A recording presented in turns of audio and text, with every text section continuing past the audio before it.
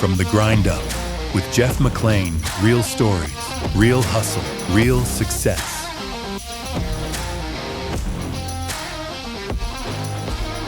Hello, everyone. Thank you for tuning in to From the Grind Up. I'm your host, Jeff McClain. This is a show where we dive deep into the real stories behind the hustle, setbacks, and successes in business and in life. You guys are in for a treat today. Today's guest is Jon Wood, Marine, police officer, life coach with an organization called Rise Up Kings, as well as another organization he's involved in called Hard to Kill, which we're going to get into in detail throughout the show today. But I spoke with him a little bit today before the show, and I think you guys are going to get some great stuff from Jon today. So, Jon, welcome to the show. Thank you so much, man. It's a pleasure to be here. Yeah. So let's start. We'll kind of bounce around. Obviously, this won't be a linear conversation as far as like tell me when you're a baby to when you are now, right? We're not going to do that. But I'd like to kind of talk about now. Give me your elevator pitch on. Let's start with the Hard to Kill organization that you're a part of. Like, what is that about, and what is the mission, and what is it that you guys do? Yeah, I love that. So Hard to Kill is actually a advanced course that's underneath the Rise Up Kings branding, right? So we're an advanced course under that. So with Rise Up Kings, I'm one of many coaches that run our events out in Texas, Dallas, Texas. And the Hard to Kill is I'm the head coach for that. So I'm the lead coach. It was my vision on it. It's a course that I wrote years before I became a coach with Rise Up Kings. And when I first brought it to Skyler, the founder of Rise Up Kings, he was like, hey, that's not exactly my thing, and I'm like, hey, great. So I put it on the back shelf. And then as we grew a larger clientele, that more needs come up. And then guys started showing a interest in the firearms portion of it, of self-development and in their faith. Mm-hmm. And I was like, hey, I got this thing. He's like, when can you run it? I'm like, tomorrow, let's do this. And he said, all right. So we ran off with it. And now I'm the head coach for that. Okay, cool. So what is that? What is it? Is it an event? Is it a like a boot camp style thing, or what's the structure of Rise Up Kings? You can talk about both of them, obviously, but as far as the Hard to Kill thing, like what does that look like if someone was to apply, or how would they get involved? Yeah, I won't speak too much about the Rise Up Kings portion of it, because we've got a good market out there. Yeah. You can look it up. We're pretty easy to find on Facebook and all the social media posts. The Hard to Kill portion, though, is much smaller. But it's the same idea. And what I use experiential lessons to help men elevate themselves in their businesses, in their family, their faith, all four pillars. So we go over faith, family, fitness, and finance. And the firearms portion is a way for us to dive into those, because, as a coach, this, I can't follow someone around in their daily life. Right. I can't see how they're showing up in their marriage, how they're interacting in meetings in their business. But what I can do is I can create a firearms experience, which is very, very realistic. It's the highest level of firearms training you can get. But I can see how they show up in that. And then we can start asking coaching questions, because we're firm believers that how you do one thing, you do all things, because you're the common denominator in everything that you do. Mm-hmm. So for an example, I'll say we don't play horseshoes there, but say we did. Maybe we would pick teams for horseshoes, and maybe someone gets picked last. And then there's going to be some feelings and some thoughts around that. Right. And then when those come up, we're going to explore those. So that's basically the format. It's a 3-day experience, a live-in experience to build the fighting whole friendships that, men so desperately desire. Mm-hmm. Let's just say this. I have a special talent developed in the Marine Corps and as a police officer that was paid for by your tax dollars. And I have an ability to put the squeeze on men.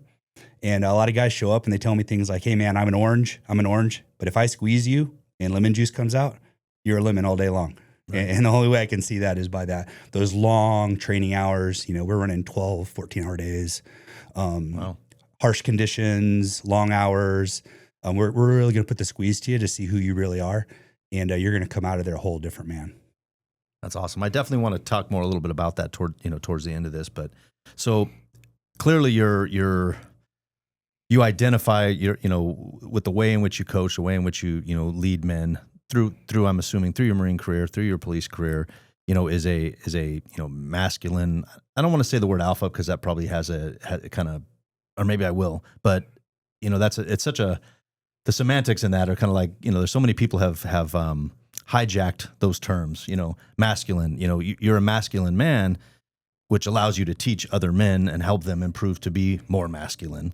Right. But how do you do that yet still maintain a level of, of kindness, of humility, all the things that just in the time that we've talked today that I know are key factors in how you function as a human being. No, I love that. Yeah, I think that's a constant balance. I would say it's the balance in my faith between being the lion and the lamb. Mm-hmm. And, Jesus is the perfect example of that. A lot of people get it mixed up. We get really focused on how he was the Lamb of God, which he absolutely was, but he was also the lion. He was also the Lion of Judah. So while he was, arrested, falsely accused, tortured, he did those things as a lamb, but he was the lion. He could have stopped those at any moment. So the way I balance that in my life is I've been blessed to be in a lot of professions that really pulled the lion out of me, right? So I got the lion thing down pretty good. Mm-hmm. My daily struggle is how do I show up kind? How do I show up as the lamb in these interactions?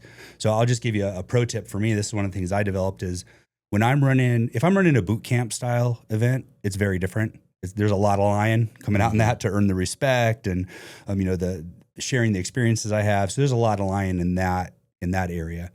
But in the firearms, I allow the firearms training to be stressful enough. I don't need to show up. And you'll see that sometimes. And I think trainers make that mistake. Like when I was a young police officer, we would go to the range and the range officer would be yelling at us while we're trying to do reloads or whatever. And I find that ineffective. And for most men that are, pretty well developed, it's just annoying. Right. Yeah. You can just block You're not us. rattling me. You're just annoying me. You're just annoying me. Exactly. Right. So I never try to make myself the source of stress in a firearms scenario. That's why I love firearms to train men, because inherently they're dangerous. Anytime you pick up a firearm, it's a life or death situation. Just like anytime you get in a car, it's a life or death situation. And often as men, we forget those things. So I remind them of those things and I put them in situations that they perceive as risky. And I allow that stress to put the squeeze on them, right? Another example is when we run the long days, we'll have a long training day, but then there'll be homework at the end. So just by me assigning the homework at the beginning of the day, again, a skill I learned in the Marine Corps, I give you a task in the beginning of the day, and then I fill your day full of stuff. And now that's lingering all day long in your mind. Like, here's this thing that I have to do at the end of the day, and this guy's got me doing all these other things. And as business owners, we do the same thing, right? I've done the same thing, right? I have something on a to-do list. I'm an anti-to-do list, but I have something I need to do, and I'm not handling it right away. And now it's just taking up inventory space in my heart and in my mind all day long, and I'm not focused, right? So we use those things to build the pressure, and then we, again, ask questions, dive deep into who you are as you're showing up in those moments. Right, and in the few minutes just since we've started, you've brought up faith or faith-like conversations multiple times. So clearly that's a key component in the fabric of who you are today. Yeah, I don't know how I could even possibly separate that. I mean, definitely being a Christian is absolutely part of my identity. I would say that my home life, right? My home life, how I conduct myself in my marriage and with my daughter, that's my first ministry. And I believe that's the most effective type of ministry, way more effective than a guy in a street corner, yelling out with a megaphone, "Hey, you're going to go to hell if you don't do these things." Right. Yeah, I find that generally ineffective. While it's effective for some people, right? Just not my style. Yeah, well, my goal is to be the best husband I can be the best boss I can be, right? Be the best employer, just the best version of myself everywhere, and for people to see me and say, "Hey, I want that."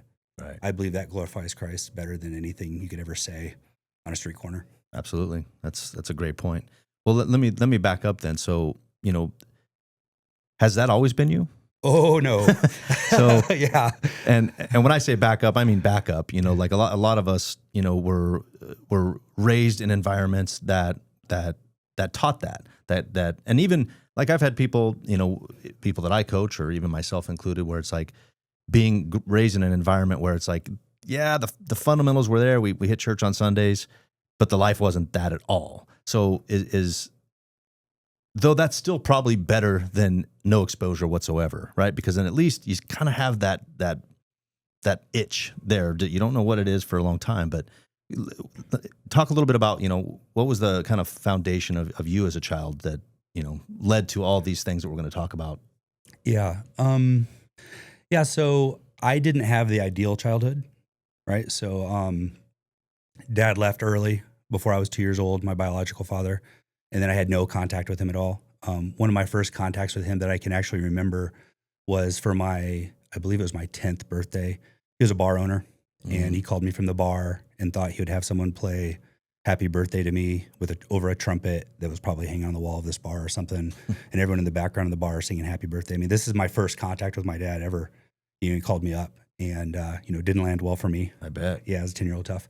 So I had a series of stepdads that were good men, right? They were good men in their own ways, but I believe that early childhood experience of having a biological father who stepped out of the home and then went on to have a family that I had no contact with, that put some questions in my head around my worthiness. Sure. And then I think that kind of led to some of the other things that eventually brought me to know Christ. Because like a lot of men, one of the things I had to develop a life that was so painful for me that the only thing that could get me out of that pain was an experience with Jesus that brought me out. And I think a lot of guys get that way. Mm-hmm. You hit rock bottom and then you got to bounce out, right? Some men don't bounce out. Yeah. But yeah, so I grew up on Marine bases. My stepdad was a Marine, and can I interrupt? You said I'm sorry, and maybe you don't want to get too much into this, but I think you said a series of stepdads. Yeah, so my mom was married 3 times. Okay, so I had 2 stepdads. Okay, and they were difficult, right? Difficult growing up, and it's difficult with step parents are difficult with kids in the sense that you could be the best step parent in the world. You really could. Mm-hmm. And still, when a biological parent steps out of the family, my experience is it's almost impossible for the child not to try to pick up some kind of blame from that. Right. And, and I don't want, so I'm divorced. Even at 2. Yeah, even at 2. Right. Yeah, 2. And I'm divorced. Mm-hmm. And I would hate for anyone listening to this to pick up any kind of shame around anything I'm getting ready to say, because that's not the point of this. What I would ask is that you pick up curiosity, and maybe if this could prevent one person from making the mistake that I did, because I believed the world, and when I got divorced. I'm jumping around here a little bit. It's all right. Yeah.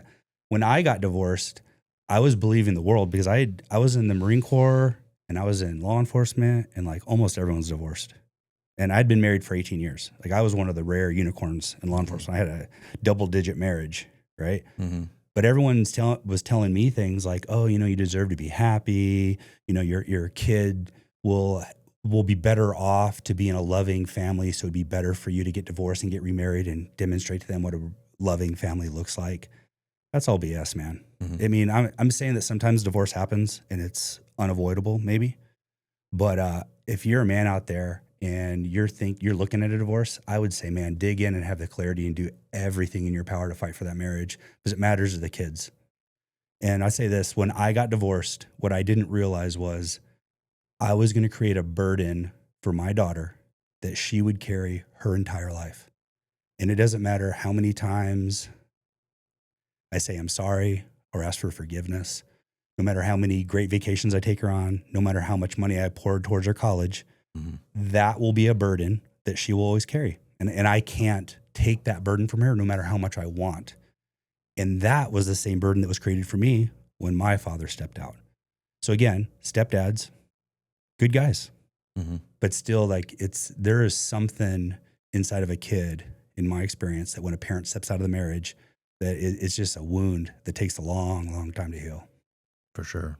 And to your point about, good stepdads, a quote that I use often in my coaching and with parents, with young men, particularly sons, is I always say, like, a great mom can always be a great mom, but they can never be a great dad.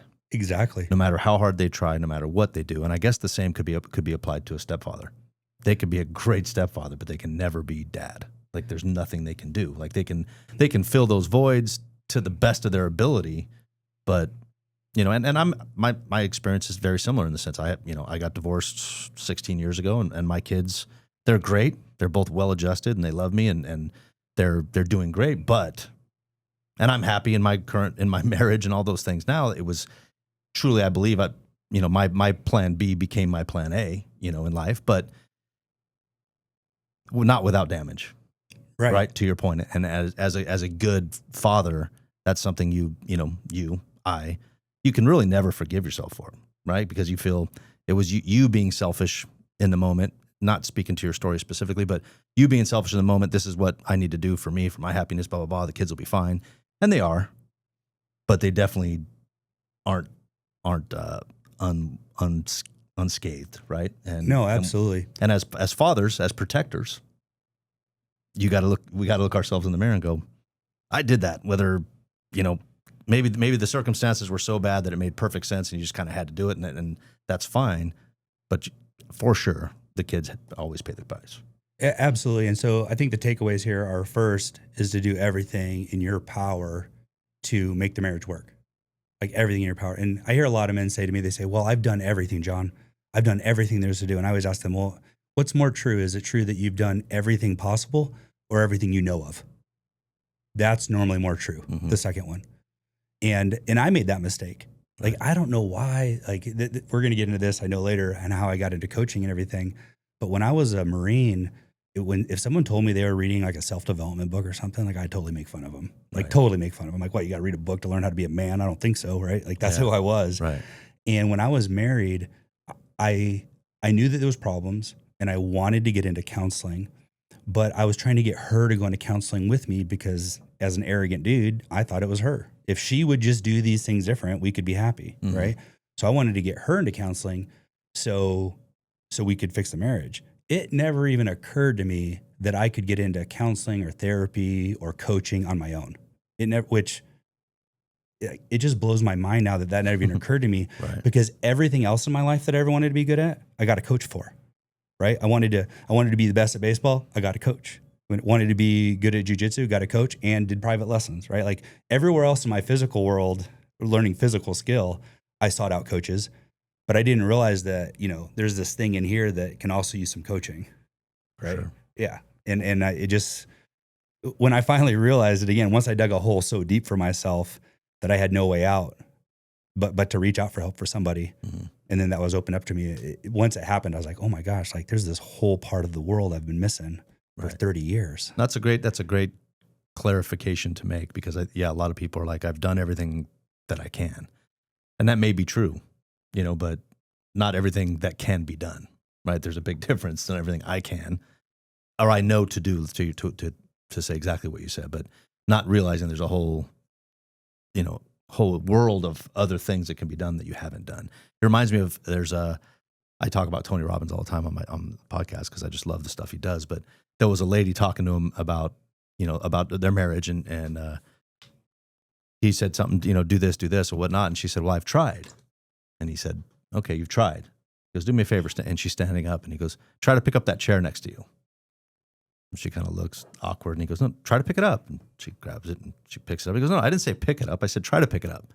And she got super confused, and she picked it up again. No, you picked it up. I didn't say pick it up. I said, try to pick it up. And it's hard to really explain exactly what the point was, but you understand it, because it's like trying to do something and actually doing something are totally different things, right? So everybody likes to say, I've tried. In anything, right?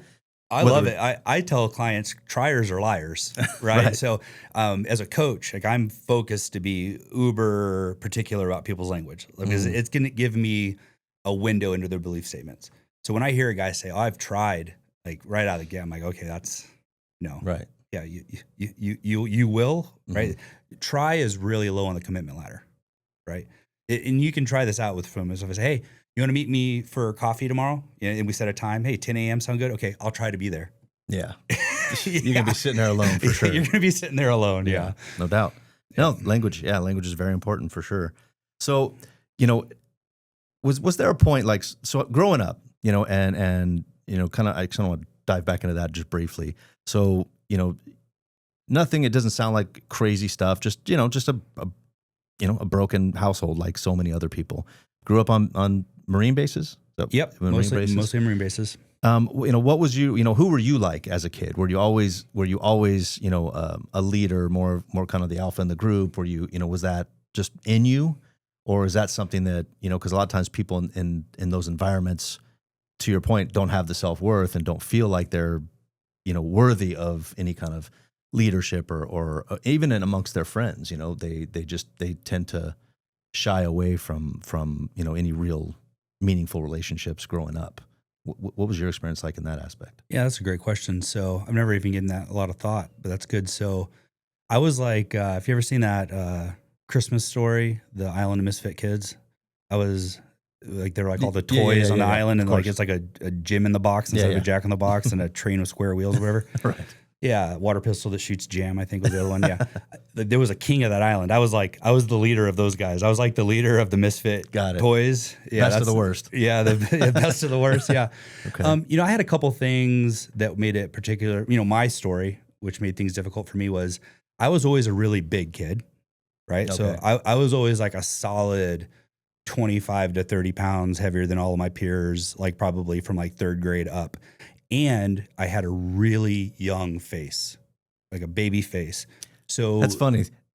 I haven't talked to you in over a decade, and when we spoke to each other recently, that's exactly what I told my wife. What was that? I'm like, I remember John. He would choke the hell out of you in jiu-jitsu, but I remember looking at him just going, he looks like he's like 12, because you always had a young face. You're absolutely right. That's funny you would say that, but sorry, go ahead. Well, it was a bad combo growing up as a kid on a Marine base, because my experience on military bases was kids fought. Like we fought a lot. Like, I mean, kids would just fight. Maybe it was the era, I don't know. But because I was big and looked young, a lot of the older kids would always mistaken me for like a soft kid in their grade. So I'm in third grade. I'm just a huge third grader who looks like a second grader in his face. But they thought, because of my size, that maybe I was a fifth grader and I was just soft. And I dealt with a lot of bullying as a kid. But that was a blessing for me, because it really allowed me to learn how to manage fear and anxiety at a young age. And I've only kind of realized that going back and thinking about, like, because people comment, they're like, man, you seem kind of fearless. And I'm like, I don't know if I'm fearless, but I'm a man of very little concerns. Like, not too much rattles me or bothers me. And I think that started at a young age. I mean, we'd be on the playground and, just hanging around doing whatever as kids, being stupid, as 10-year-olds. And like some 13-year-olds would walk up and they'd start picking on us. They want to pick a fight with somebody. And I'd just like, all right, I'll fight you guys. Like, I would just, because I knew it was coming. Yeah, right. I'm like, let's just get this over with. Right. And I learned that, school ground fights, you got to hit somebody first, right? You got to hit them first if you want to win. Yeah. And then as long as you get a good headlock and just hold on, someone's going to break it up, right? So, and it wasn't that bad. They normally weren't that bad. So, yeah, I fought a lot growing up as a kid, getting picked on. Yeah. And then, so did that, were you on bases like through high school, or just more when you're younger years? Yeah, we lived on base all the way through to my junior high years, and on multiple bases. I moved a lot. So I had constantly changing friend groups, and I was pretty social, pretty charismatic, always growing up as a kid. And like I said, I could make friends easily. So that was easier on me than it was on my brothers and sisters. They weren't as social as I was. But yeah, it was it was a great childhood. I mean, there's some really, really great things about growing up in a Marine base. I mean, talk about kids everywhere, right? The military has a lot of kids. Man, I remember growing up as a kid on a Marine base, like we played sports constantly. There was a big park across the street, and we had seasons just like the normal seasons. Like we'd play football and baseball and soccer. We could always get a game going. And of course, on the team, you'd have a 6-year-old on your team, and then you'd have a 14-year-old on your team. Right. 14 was normally the cutoff, because once someone turned 14, they would get a moped, because you could get a moped on base at 14 back in the day. All right. So then they're too busy doing that kind of stuff and chasing girls. But the rest of us, man, 13 and under, man, we'd play a sport like almost every day after school. So did you know back then, growing up, some people, growing up in that environment, you kind of go one of two ways, I would assume. Either you're for sure going to go that route and become a Marine yourself, or you're absolutely never going to want to step foot on a base again, I would assume. Obviously you became a Marine. So was that like a plan from when you were a kid? It was like, you know what, I think this is what I want to do? Or like, how did that happen? How did you go, what was the transition that led to you becoming a Marine? Yeah, that's another great question. So what happened for me was I took the ASVAB, which is the military test to get into the services. I took that test as a junior just so I could get out of class for the day. The test was like at lunchtime, and you didn't have to come back to school afterwards. So I took the ASVAB with no intention of joining the military. I wanted to play football. I wanted to play college football. That's all I wanted to do. I wouldn't have gone to school if it wasn't for football. If it wasn't for football coaches, again, because my stepdads weren't really active in my life, I was pretty much raised by coaches. That's part of the reason I love coaching, because if it wasn't for sports coaches, again, I wouldn't have graduated high school. I mean, it was my coach that was following my grades to make sure, because I was always like, I was a smart kid, but I didn't apply myself. So I was always, had to have a 2.0 average, and I was always like right on the cusp of it. Right. And the coach was always like, hey, John, you got to get your grades up. And my coach would talk to my English teacher for me to get me extra credit work so I could be eligible for football season, right? Yeah, right. Yeah, so I wanted to play football. That's all I wanted to do. And then difficult family story, but like kind of one of my adopted brothers, he ended up going in the Army. And I was like, fine, that's good for him. I'm going to play football. That's all I wanted to do. And didn't really make the grades. I got a couple offers here and there, but they weren't full rides. So I was gonna have to get some student loans. And for me as a kid, I mean, I moved out of my parents' house when I was 16 years old. I was living with friends of the family and everything.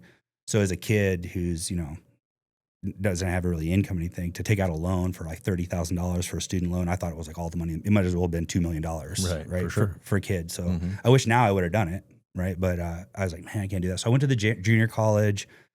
So I'm working, I'll always remember this moment.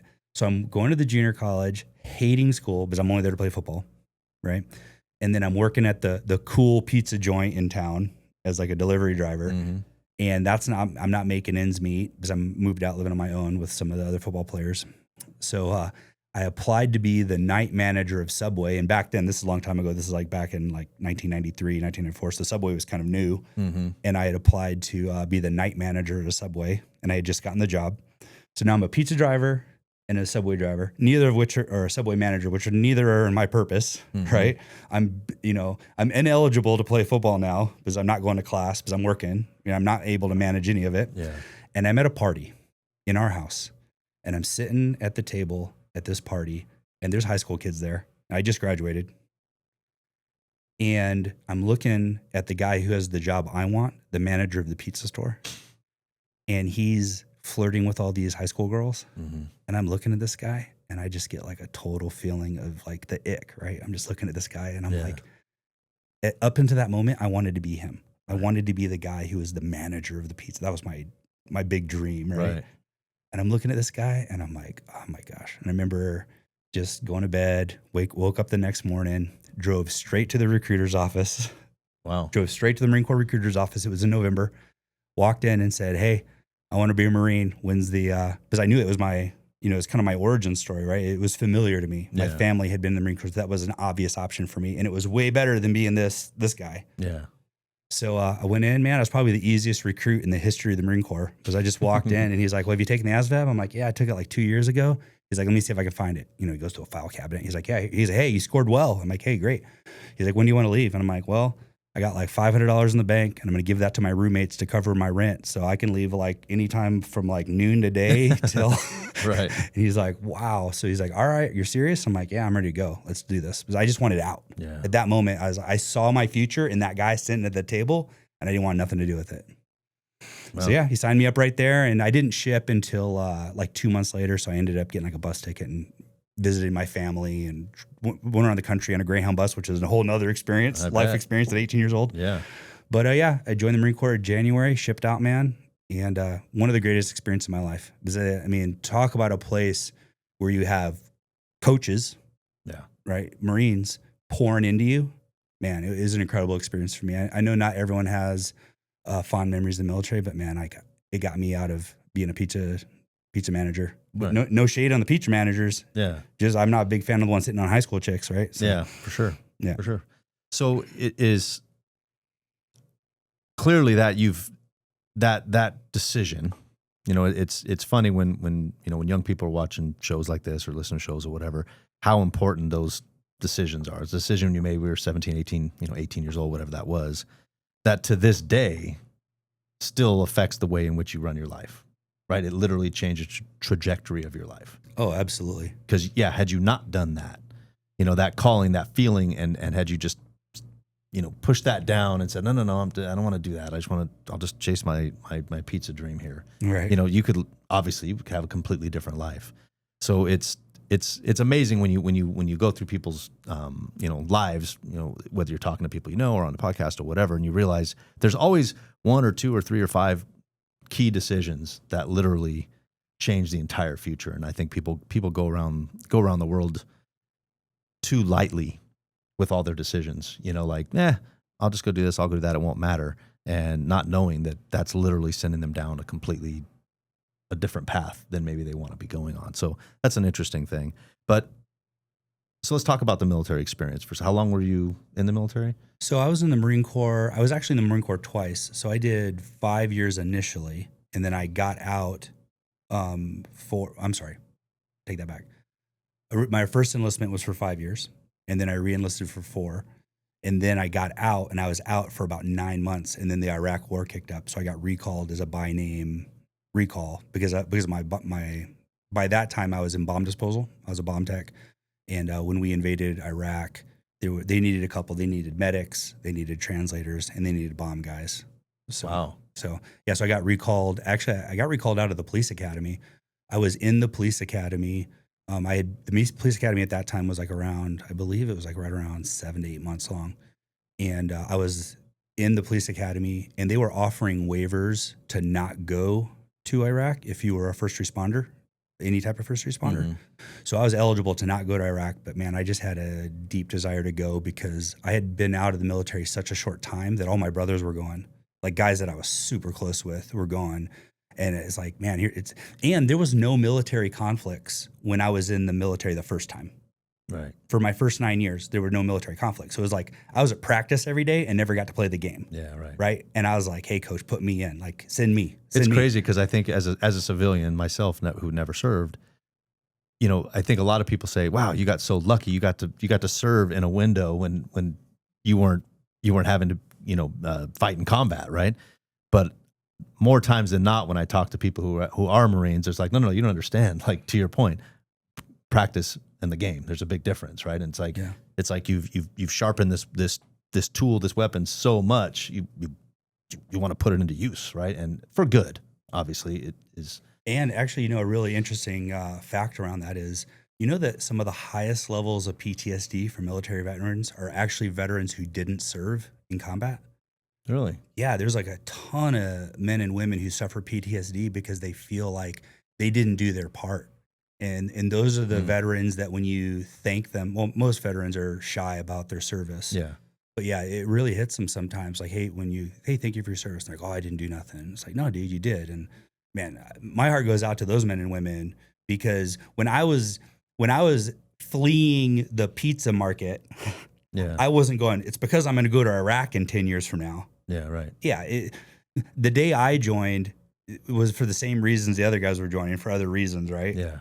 Yeah. So you're at the whims of the military. Who goes to combat? Who doesn't go to combat? What experience you're in? That's all decisions made by the government and God. And we don't have anything to do with those things. So I'd hate for guys to pick up, and women to pick up shame around those things, because those are out of our control. It's a great point. So you go to Iraq, you do your 9 years, you get out, you think you're moving on to this other career path. You get called literally and figuratively, I imagine. Yeah. to go and serve, overseas.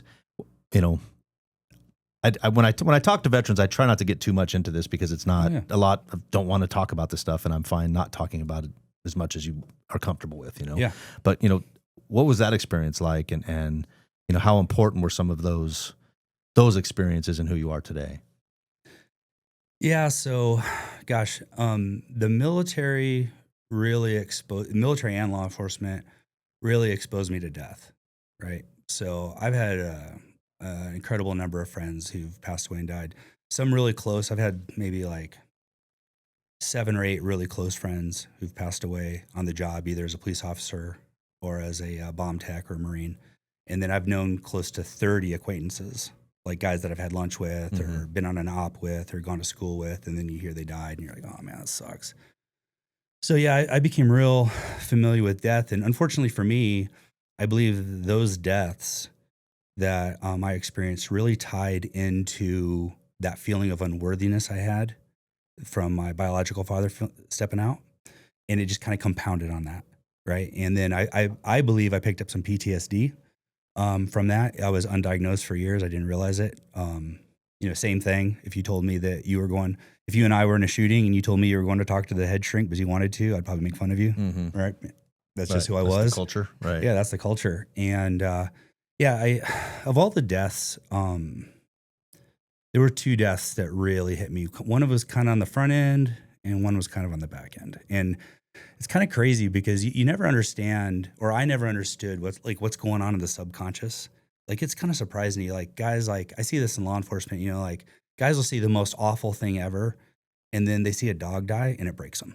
Right? It's almost like everyone has a bucket to store emotional trauma, and everyone's bucket's a different size. Like maybe you're a full blown war hero, and you got a 55-gallon drum to hold trauma, and maybe someone else has got like a thimble, right? Right. And then some people are good at like dumping it off by doing healthy things to kind of unload some of that trauma, right? Or some guys, it's like water off a duck's back, man. They say that like 1% of veterans like that, right? They go to war, they get like 200 confirmed kills, put the rifle down and go back to Iowa and work a farm and never say nothing about it, right? That guy's like water off a duck's back, doesn't bother him at all. Yeah.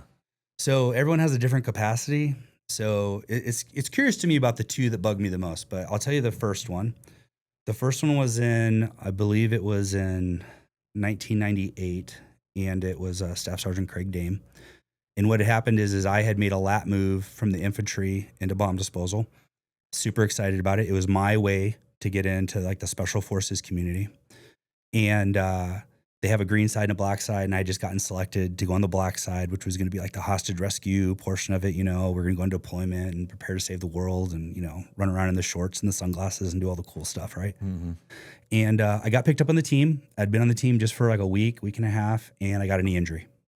So team leader calls me in. He's like, "Hey, you got your knee injury, you tore your MCL. We're going to pull you off the team." So I'm like, "All right, not a big deal. I'll catch the next one." So he pulls me off the team, and Staff Sergeant Dame puts his hand in there and says, "Hey, I want to go on this deployment. Put me in, coach." So they put Dame in my spot.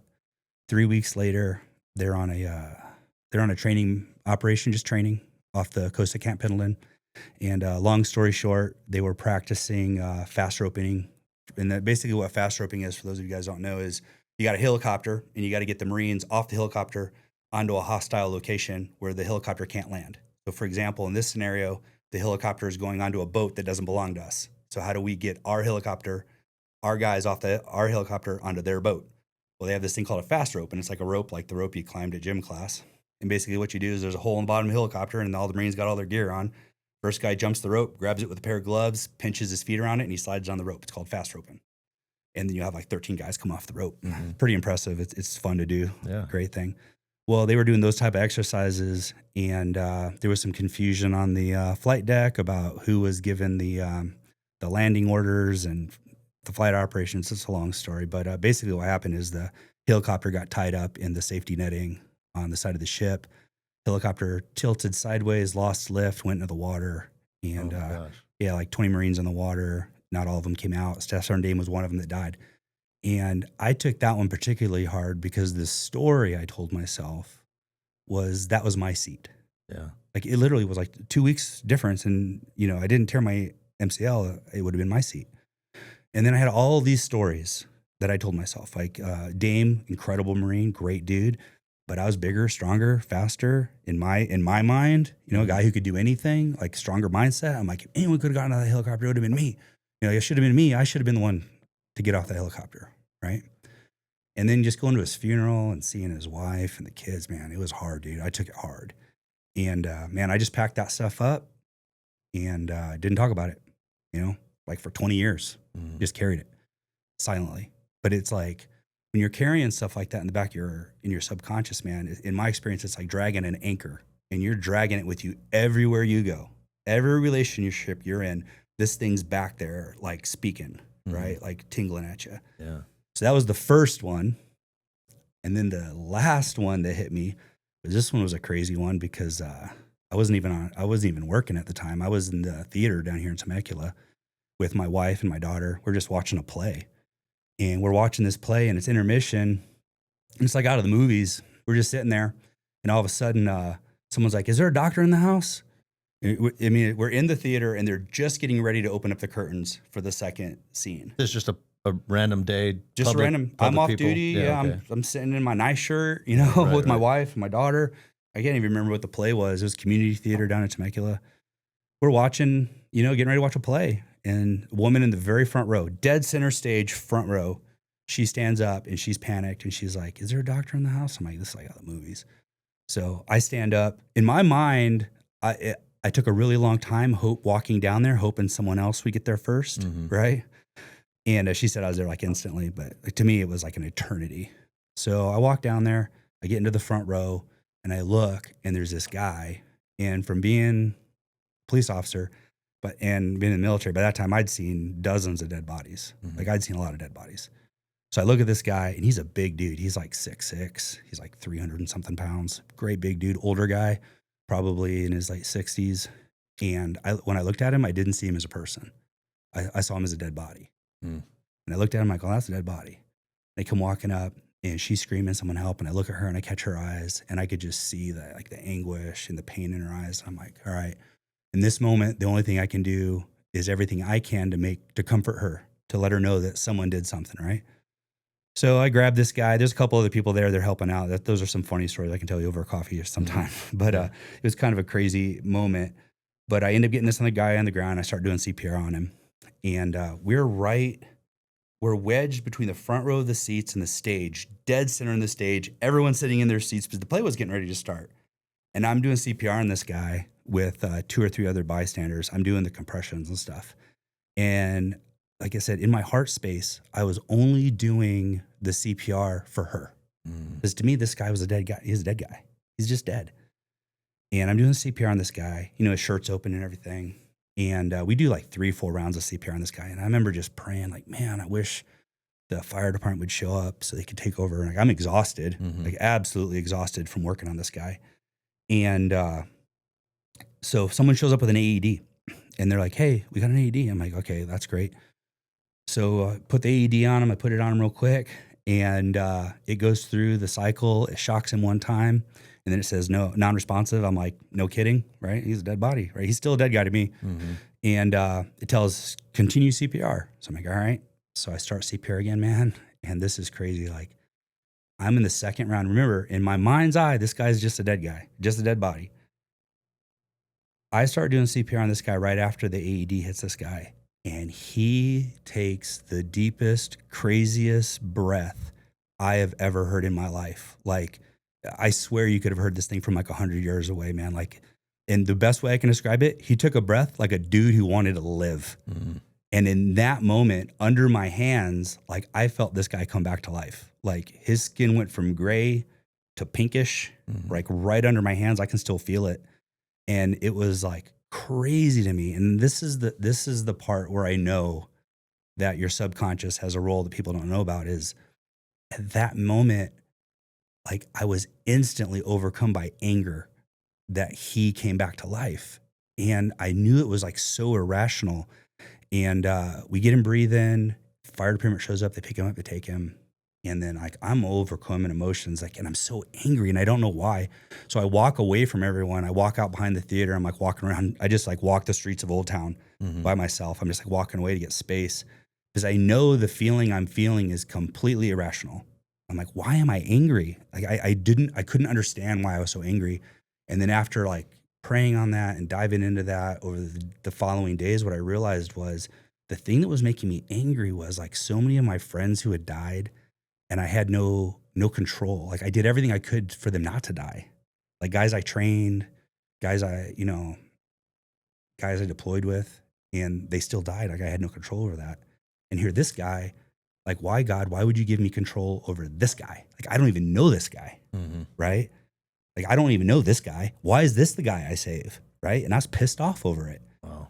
So that was the moment. And again, it was like my conscious mind and my subconscious mind were having that argument. Yeah. And I realized in that moment that something was not right in here. Like, I was like, there's something in here that needs some work. And luckily and a blessing, and luckily, unluckily, God's will. At that moment, my marriage was also struggling. I was in my second marriage and we were really struggling. And that's when we started coaching together.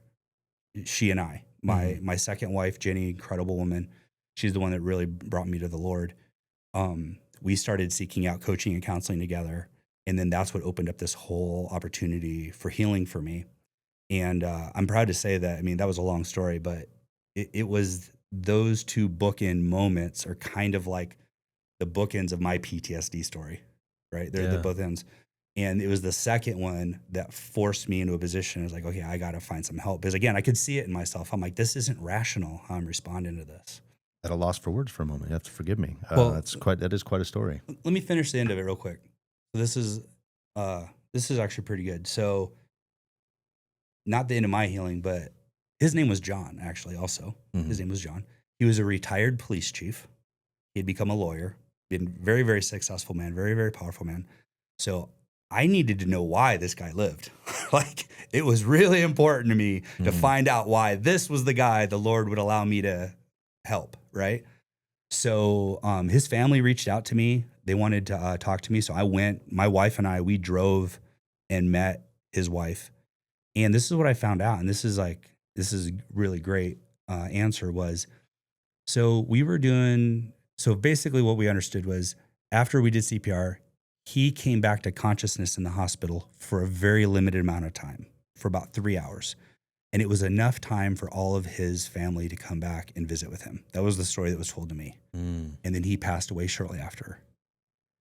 So it helped. It gave me some healing. Like, it made sense a little bit. Yeah. Like, okay, like my role in that, the Lord used me in that role so he could say goodbye to his family. And that seemed to make it all worth it. Yeah. But again, it was a blessing to me. He was a blessing to me because he came in, he was the catalyst that came into my life at a moment where I needed healing, because at that moment, I was ripping a hole in my second marriage. And again, I married an incredible woman. I think that my marriage the second marriage, I think is going to be better, right? Because I just married the wrong woman the first time. That was the arrogant story I was telling myself. The truth is I was bad at relationship, right? I was really bad at relationship. And I find another incredible woman, and now I'm ruining her life too. I'm the common denominator between these marriages. So Jon showed up in my life at the right moment. So those are very those are huge points to make and be able to rationalize now. Right. Were they that clear to you then? Oh, no. Like I said, I was the period of me being confused and mad. Yeah. It was, my job as a police officer at the time, I was off duty, but because I saved this guy's life, they put me in for like an award or something. That pissed me off too. That made me even more angry, right? Right. It's right. like just totally irritated. So yeah, I was angry for a very, very long time. The end of the story for me, when I got into the coaching, I spoke to an incredible coach, because at that moment I knew I needed help. Like, that moment I realized, because again, I could see like I have these feelings, they don't make any sense to me. Like, no matter how much I wanted to not feel that way, I felt that way, and I didn't know how to get unstuck. Right. And I think that's one of the disservices we do for military and law enforcement. By the way, I'm gonna get my soapbox a little bit here, but the military, in my experience, and I've been in some really great units with some big budgets.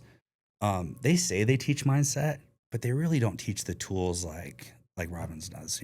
Like, they don't teach the tools, the difference of trying to pick up the chair or picking up the chair. They don't touch on that stuff. And I feel confident saying that because, I was a professional gunfighter at that time for like 25 years, and no one had, explained those things to me. Right. They were real good at making me, really good with a rifle and doing push-ups and running and cardio and all that. But controlling this thing, there was a huge gap. So, one of the coaches, I paid for the best coaches because, again, I'm willing to pay for a good coach because I realized the value in it. Yeah. Right. I'd learned that in my sporting career. So, I meet this coach. He's amazing. And he basically just explained to me, there's multiple businesses out there, right? There's your business, other people's business, and God's business. He's like, you are so knee deep in God's business. Like, he told me, and this stung, right? This stung big time. He said, how arrogant is it for you to believe that you have any control over who lives or dies on this planet? I'm like, wow, that's pretty deep. And that's exactly where I'd been operating. And freeing at the same time, I'm sure. Yes. Right. Incredibly freeing. Right. Because then it was what I left that with. Once I let that soak in, the feeling I left with was like, hey man, like, my only responsibility in this entire life is to be the best Jon Wood I can be. Like, that's all I got. That's all I'm responsible for, is to be the best version of me I can be. So what that left me with is, man, I go all in. Like, I was sharing this with you earlier. Like, I don't leave anything unsaid. Like if I have something important to say to you before we leave the studio today, I'm going to say it. Right. And if something happens to me tomorrow, I'm good with it. Like I don't want to die anymore. I used to struggle with that, but I don't want to now. But if I were to die, all right, because I've done everything I've ever had to do and said everything I've had to say. So it's freeing. Yeah. And I think so many people, men in particularly, don't live their lives that way. So that's very admirable and very, a lot of people should aspire to that, myself included, because you don't want to be the guy that wasn't done when they were done. Right. Yeah. You want to, what are you waiting for? Right. And that applies to relationships and fitness, business, spirituality, whatever. Right. It applies to everything. It's like, why would you hold back on anything on a daily basis? And to your point, that's how you live. And why you're probably such a great coach with the people that you coach. Because, I'm sure it's hard when people are saying, I tried, I was thinking about this, or, as a doer, you're like, do it, like that's the answer, right? To so many things is actually do things. Yeah. Right. We were talking about that just before we went on, before we start recording, about praying and how important that is to people, but how we agree on how so many people think that that's the end of the story, the end of their responsibility. I prayed. Yeah. It's the beginning. Right. It's the beginning. Great start. Right. Poor finish. Right. Right. But you don't need, obviously God can do whatever he wants, but it's important for you to do your part as well. Because like we were talking about earlier, God will provide. Yeah, he did. He provided that breath in your lungs, the hands on your body, the brain in your head, all of those things. Yeah, and the other concept that's really been really freeing to me is just to realize that life is constantly happening for us. It's not happening to you. So anything that happens in your life that you're unhappy with, that's an opportunity. That's an opportunity for you to figure it out, right? Right. Another way to say that is there's no such thing as a loss when you have the right mindset. You either win or you learn, right? Mm-hmm. It's like jujitsu. Like, I just went back to jujitsu, right? I'm in there last week, and there's some big old monster in there trying to twist my head off, right? He's doing all the things, and he didn't submit me, so I take that as a win. Yeah. But man, that dude was on me like white on rice, right? He's like all over me. Yeah. Hey, I can pick up shame over that and be like, oh man, I shouldn't have come back and all that. Or I can be like, hey, that's a learning opportunity, right? Don't let Wes get on side control. It's a bad right. Fight hard to stay off the bottom, right? Right. Yeah, it's a learning opportunity. So a lot of what we've talked about since you've been on the show and even before the show, there's a balance, I think, for guys like you, and I'd like to say guys like me, but truthfully guys like you even more, is you're definitely a kind human. You're definitely a giving, caring person. But you're also very capable of extreme violence. And I think that that's such a stigma almost in society these days that level of violence, that level of capability for violence is almost a liability versus an asset. And how do you reconcile that? When you're because even your coaching, whether it's Rise Up Kings or your Hard to Kill thing, a lot of that is violence, right? I mean, you're teaching them how to be capable in violent situations, yet how to be good, humble, gracious Christian men at the same time. Yeah, I love that. There's so many ways I want to go on that. So I would like to point out this in the Hard to Kill venture. The motto we have for that is hard to kill, easy to love, willing to die. And that comes from, a lot of people have said things very similar. For me, it rings very, very true because that's my experience, is if you want to be hard to kill, you have to be easy to love, right? It's as simple. If a great big old earthquake happened right here and some beam falls on me or whatever, and you have to make a split-second decision, do you spend an extra second in this room to help John out, or do you go to your family? How easy I am to love ties into that decision. That is my experience on teams with men in the military and law enforcement. Your experience of other people changes how you interact with them, right? So you got to be easy to love, right? It's the same thing with your wife, right? You can, you can be hard to kill in business, right? You build a great big huge business, right? So you're hard to kill as a business owner, right? You can't be stopped. Like you're just crushing it, right?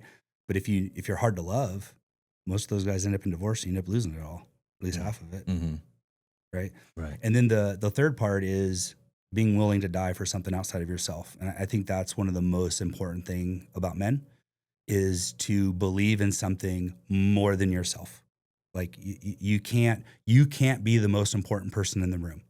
And that's where, like, I teach firearms from a Christian perspective. And I know a lot of people don't do it that way. And that's probably one of the most important things. And it's true, but people in the firearms industry don't articulate it. So I say it like this. If you're on a small team, a warrant service team, a SWAT team, military entry team, infantry unit, it doesn't matter what team you're on. If you're on the team and you look at your partner and you say, hey man, I'm the most important guy to get out of this room. My life's more important than yours. You will find your trash in the hallway ready to leave by the end of the day. They're not going to tolerate that, right? Because the military is based on team, right? The military is based on the premise of that your brother's lives are more important than your life. And that's why it works. That's why it works. Yeah. And the problem with being self-centered is normally if you're focused on you as the most important part of the equation, in my experience, that normally leads to you being led by your feelings, and feelings will lie to you. So when you diving into that more is so many people are, you're a big guy, you work out, you're capable, you know jiu-jitsu, you're military trained, police trained, all of that stuff. But are you basically saying that none of that was for you? Clearly it was for you because this is your body that you're given to be on this earth with. But I think that so many people get that confused. You see the guys in the gym posing and doing all this. Look how good I look. How good I look. Would you say that you did all that so you could be a more capable protector? I say absolutely. I believe I'm strong in my beliefs that most of my life has been for others. Now that's not completely noble though. Mm-hmm. So remember from my childhood story, one of the questions I had is, am I safe? Right? That's like a primal question. Right. Am I safe? And that results in things like me being bullied as a kid and being fights all the time. That makes me want to be the biggest guy on the beach, right? The biggest guy in the gym, because I know that, going back to your question, is the more capable of violence you are, the less likely you are to be a victim of violence. Right. Like, I'm in my 50s now, but still, I'm still fit enough. Nobody's going to roll up on me in the grocery store and ask for my wallet. That's not going to happen. Right. I've got lots of jokes about that where guys are like, no one's going to step up to me. Right. Like they just don't, because there's a saying out there in the security industry. There's a lot of people who hunt deer and rabbits, but there's not as many tiger hunters out there. Yeah. Right. Yeah. Yeah. Yeah. So that's a great point. Like walking around, and you could tell, like, you're trained, even in the minimal training that I have, I can walk around somewhere and know who are the guys you probably don't want to mess with today, and not because they're mean people, but because there's a different way in which you walk, different way in which you carry yourself, and that you're not a victim asking to be victimized. Yeah. Right. If you want to be, and again, violence has no morality to it. Mm-hmm. Right. You can use violence for really awful things, and you could use violence to save a woman from a rape. Right. You could use violence to stop a bully.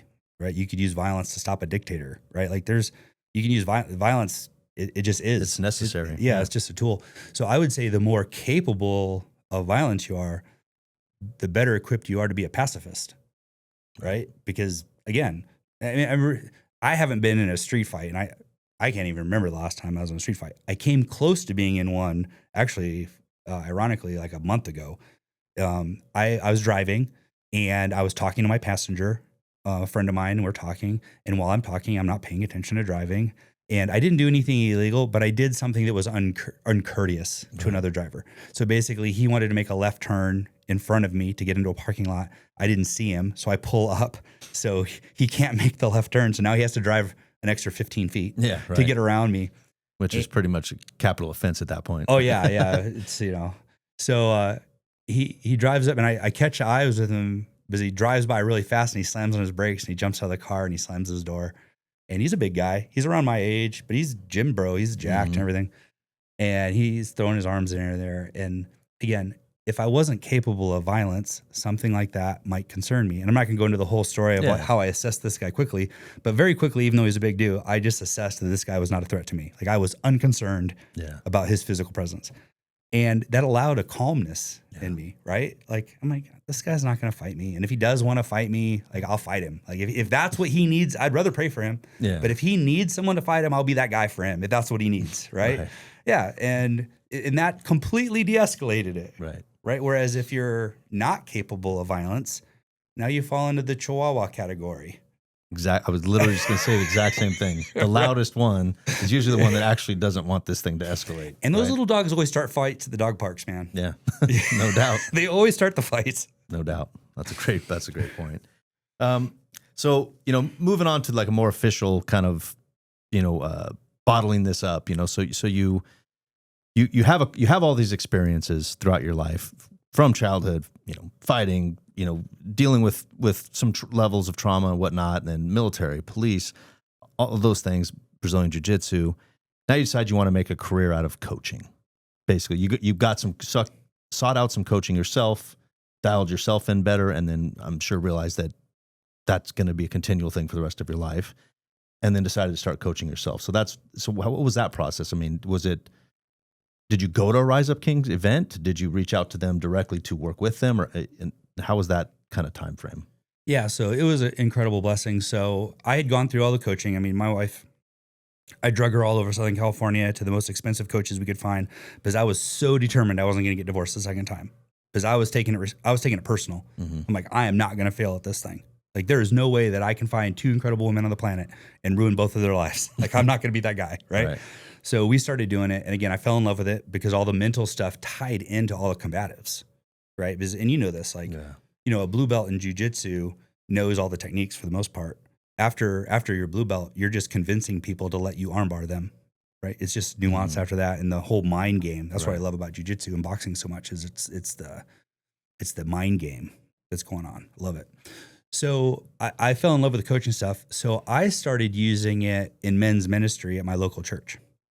So, I started a discipleship group, and I was really trying to build like a community of men that just did life together, right?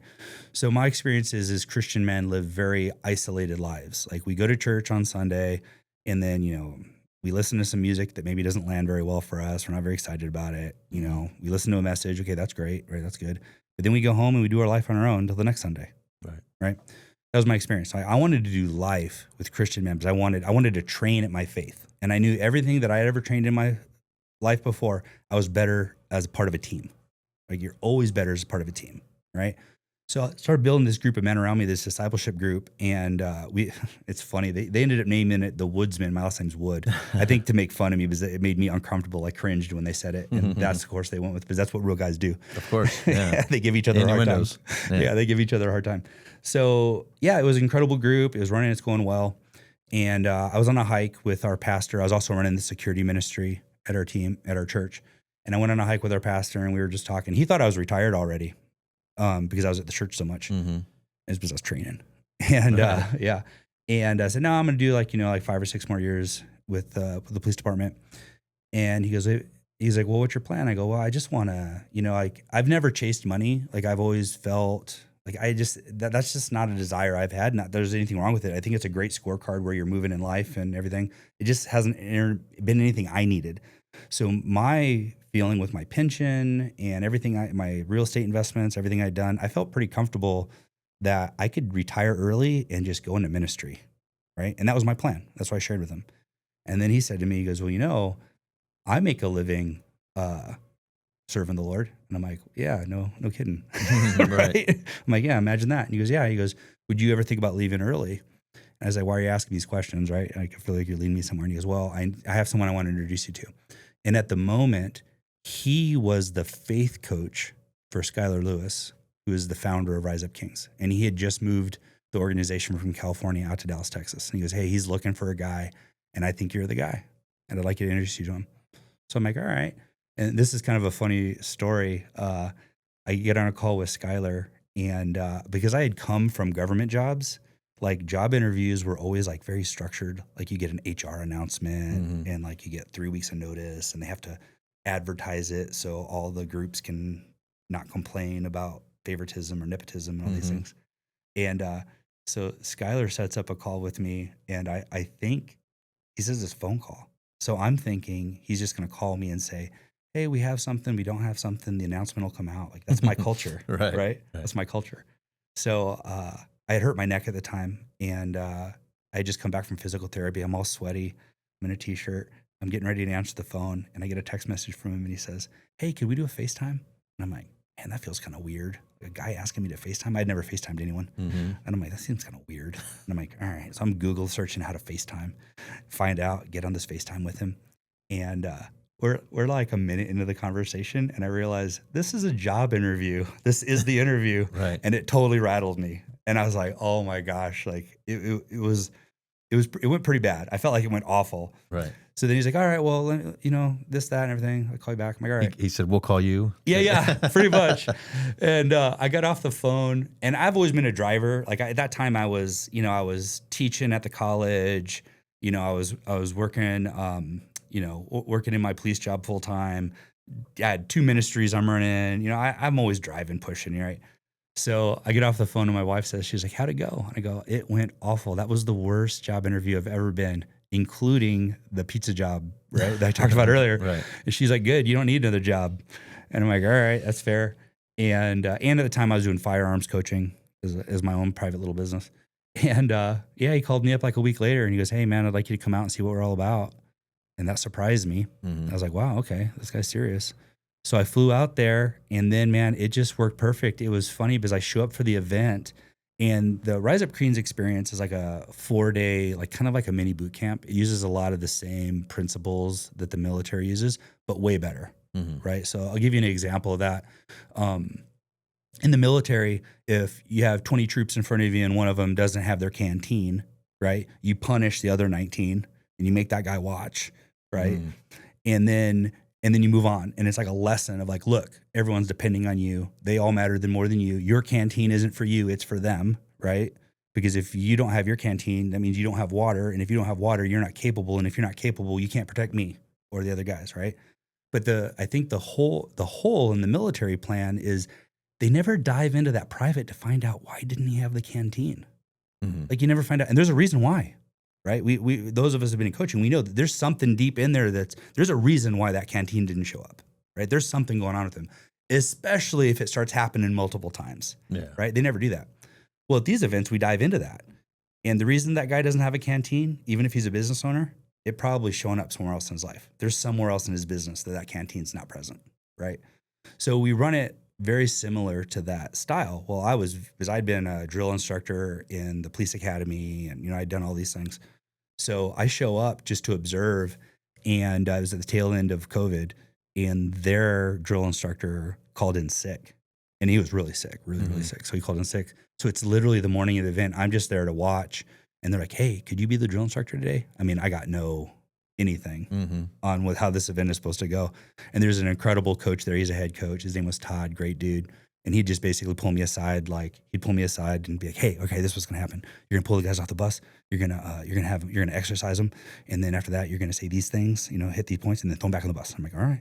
And there's a lot of really funny stories about that, because apparently he's a clinical psychologist. And apparently his definition of murder the guys with exercise and the Marines' definition of murder the guys with exercise are completely different things. He's like in the background going, that's enough. That's exactly, how'd you know? I got guys throwing up and everything. I'm like, we're just getting started. Yeah, we're just getting started. But yeah, it was, it was like a perfect melding of everything I'd ever been trained to do in one moment. And it was very similar to what I was doing here locally. But man, he's just doing it at so much bigger level with so much more impact. And I was like, man, I got to be part of this, because that has been my passion and my purpose my whole life. All I've ever done is train men. That's all I've ever done. I've had a lot of business cards, I've had a lot of titles, changed jobs, all of it. But all I've ever done is train men for a mission, man. And I say that the mission we're on now is the most important mission ever. So, and why is that? Like, why do you think that, and I agree with you. Yeah. But, if you could explain to the listeners, like, what's missing, and if you had to say, like, if you had to boil down the hundreds, or I'm assuming thousands of men that have gone to these things, is there like a like defining, list of things that most of them are missing? These are all, for the most part, successful men, husbands, fathers, business owners, most of them have found some level of success in some place in society. But for them to sign themselves up and go to something like this, clearly they know they're missing something. Yeah, they want more. Right. Right. They want to be great. And the majority of them, I'd say almost all of them, have really, really good lives. But they want great. Right. And we say good is the enemy of great. Like if you're comfortable with good, you're never going to get to great.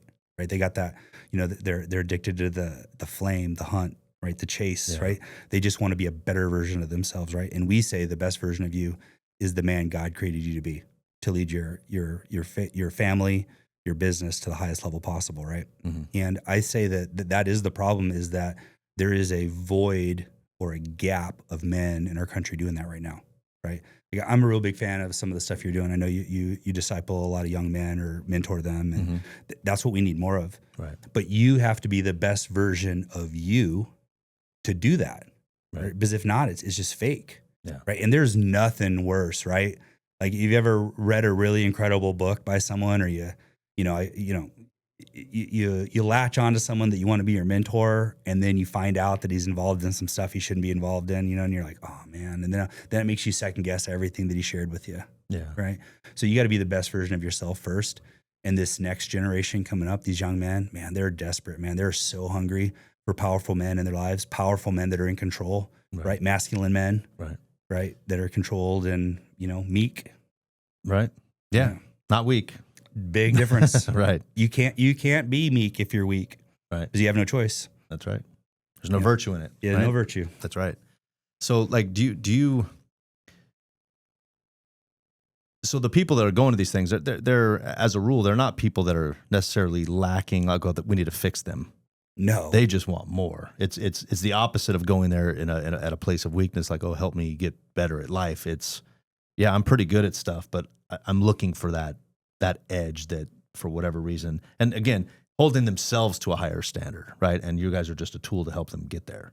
Yeah. So I'll use myself as an example. So I've been a successful man everywhere I've ever gone and applied myself. Like, there's nothing that I've ever applied myself that I wasn't able to accomplish at some level, right? Like, I've always been able to perform where I want to. But I was carrying, Staff Sergeant Dame's death, like I carried that with me for decades. And it was, and I'm from the outside, people could look at me, and I'm sure at some point in my life when I was like, put on a platform for other men to respect, like when I'm a drill instructor at the police academy, or, I'm doing these trainings and stuff, like I'm a platoon sergeant, right? Like those are special places that I've been privileged to have that allowed me into a man's heart, right? And I'm sure a lot of those men looked up to me, right? But I was carrying this thing in the background that they had no idea, right? So the idea behind this is I could have been such a better version of myself if I had let go of those anchors that were holding me back. And a lot of the men, the majority of the men that show up to our events are incredible, man. The associations are amazing. Like, I've never been around so many powerful men. They always thank me for pouring into them. And I'm like, man, I get just as much from being around them. Right. Like, they're powerful, powerful men.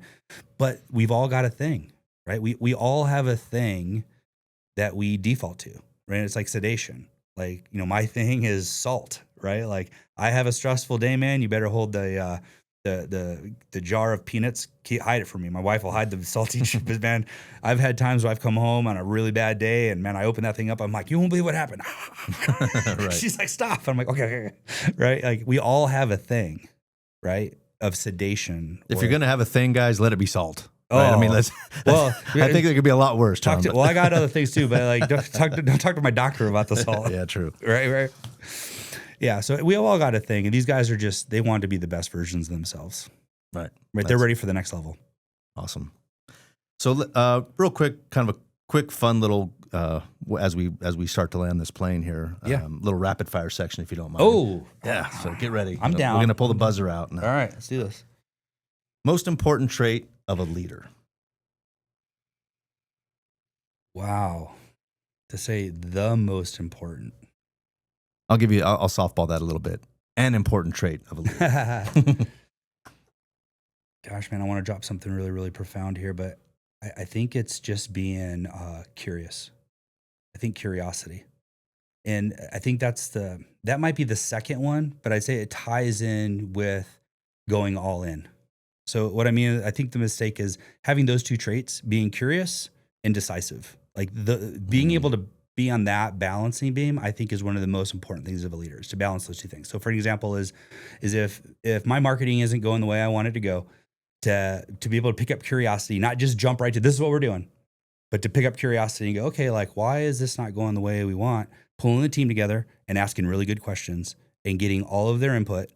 And then as soon as I've got all the information I need, firm action, take off with it. So I think the balance. Isn't that the famous OODA loop from the isn't that a military phrase? OODA loop's a little way deeper. And I actually teach OODA loop in the course. Oh, really? Okay. Oh yeah. It's OODA loop's amazing, especially in combatives, but also in anytime you're up against an adversary, anytime there's someone else you're dealing with.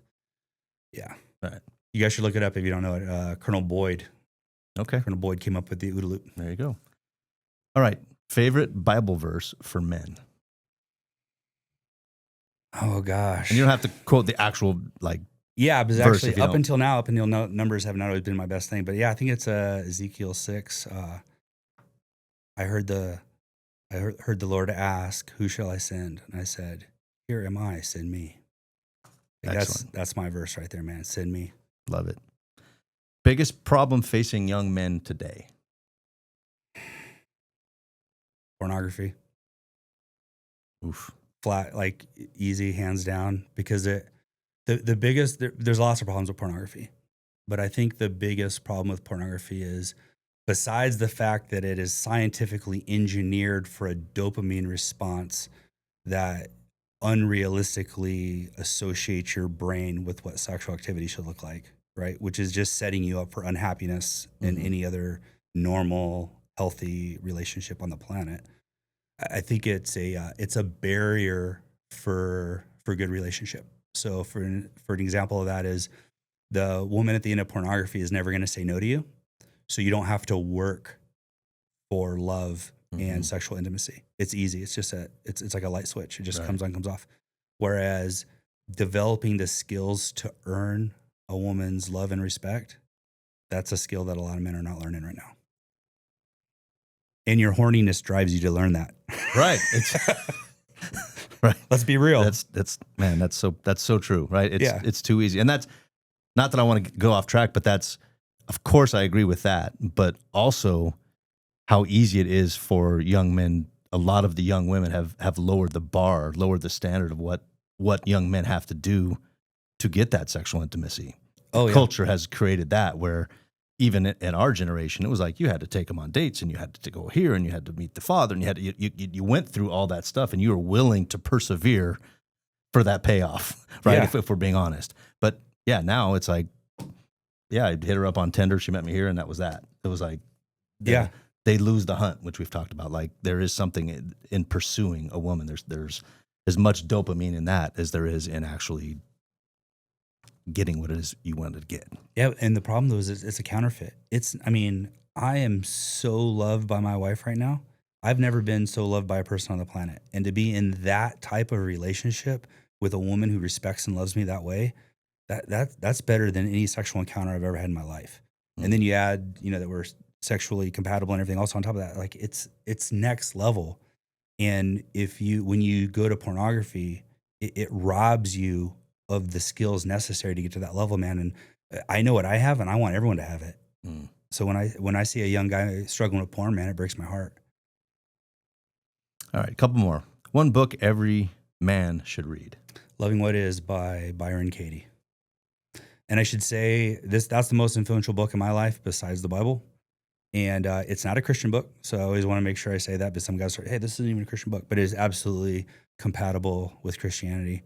It's an incredible book. It's a good way to live. And it's a tough read.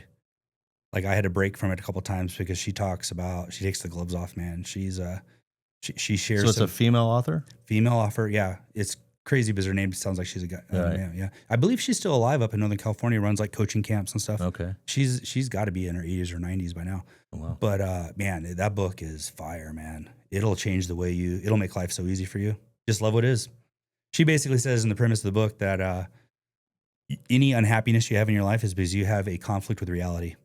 Like, if you can just be in alignment with reality, right? If you can just be in alignment with it, is you're like, hey, that employee just stole from me. Well, of course they did because they should have. And you're just like, okay, well, like, where's my responsibility in that? What could I have done differently, right? You just move through it, right? It's just, it is what it is. And it is life-changing for me. Great. All right, last one on the rapid fires would be one thing fathers should do more of. Oh man, I'm going to add, we started on this, so I'm going to finish with it. I'm going to say stepdads too, man. And it's more important for a stepdad than a dad. I'd say you got to speak into your kids, man. You got to make eye contact with them, look right into their soul and say, I am so, so proud of you, and tell them why. Okay. All right. So every show we do, I've tried to close with some super important, something that you can leave for your legacy of the time you spent on this show. Something that hopefully, other people can watch and be like, that's what that guy's about. So, the question for you is, if a 25-year-old man listening right now feels lost, weak, and undisciplined, with no purpose, what are the first 3 things he should do starting like right now? 3 things if he feels lost, without purpose, weak, just no direction in his life. If he wanted to become you in his 50s and he's 25, what are 3 things he should change and or actions he should take to set him on that path? All right. I would say first I would encourage him to do an inventory of the men that are in his life. So I'd say you are an average of the 5 people you spend the most time with. So, you've probably heard it said this way: show me your friends, I'll show you your future. Oh yeah. Yep. So look around at your friends. If your friends are not headed where you want to go, maybe you should rethink those friendships. And I'm not saying to burn bridges. That's not what I'm saying, or cut people loose, none of those things. Leave the door open for them, but step out of their environment and then find an environment that is positive for you. Right? So an example of that would be is if I had a friend who was struggling with alcohol, I wouldn't go hang out with him in a bar, right? Because he's going to drag me into that, right? I'm going to invite him onto the golf course, or actually I won't because I don't play golf. I'm going to invite him into a jiu-jitsu mat, right? Mm-hmm. I'm going to invite him. So that's what he needs to do. I'd say the very first thing is his environment is so, so important, especially for young men. As a police officer, I see that all the time. Like, it'd break my heart. Like, I pull over a car full of 6 kids and I could figure out the scorecard pretty quick. I'm like, 2 of these kids are trouble, and the other 4 kids are just unfortunately along for a bad ride, right? Yeah. So pick your friends carefully. Okay. The next thing I'd say is, I'd say you should look at the set of dominoes, and this is one of the things I've been blessed with. I have a strategic mind. I am always playing chess, so much so that I have to have a strategy to fall asleep at night. Right? Like, I am always looking about what comes next. And that's my origin story with the pizza thing, right? I'm looking at this guy and he's the domino, and I look down the row of dominoes. I don't like where they're going. Yeah. So you might not always, as a young guy, you may not always be in your purpose or in your passion, but the dominoes or the road you're going down, they should have a destination in mind. Like, if I'm doing this, it's for that. Right. And in this season, I'm going to go all in on it. I'm going to go all in this season.